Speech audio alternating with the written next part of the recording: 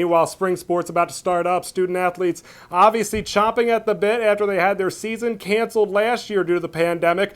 Lacrosse, the only one going as of now, but they'll all be in action by mid-March. Soccer on March 1st, tennis, golf, track on the 8th, then baseball and softball a week later. Postseasons get going in May for most. Here's hoping these young men and women have a safe and full spring season. They certainly deserve it. All right, with COVID protocols in place, students at the Greenville Middle Academy couldn't go on any field trips this year. But when they realized they had a connection to some friends all over the world, they took a field trip through Zoom. Sports anchor Amanda Keene has that story. When the pandemic hit, Furman closed their gates and sent everyone home. That included student athletes from the men's soccer team who live overseas. So when head coach Doug Allison heard that the students at his wife's middle school needed a staycation, he offered up his team. That's how Luke, Arnor, and other players ended up zooming into Mrs. Simonetti's Global Studies class.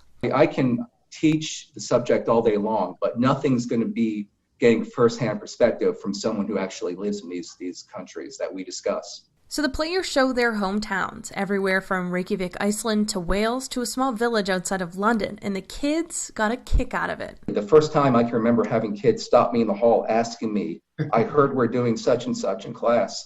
I haven't taken part yet. I can't wait. It was just as fun for the college kids to show their hometowns and to answer some of the middle schoolers' questions like, how do you ask a girl on a date and what do you eat? Great to Zoom with the kids and just show them the area that you've kind of grown up in. And because I'm from a small village called Orawas, which is within Derbyshire, there's only about 2,000 people there. Really enjoyed this experience. I thought it was a lot of fun to show the kids, especially some of the special things regarding Iceland, like the Northern Lights, all the volcanoes, the glaciers, the midnight sun.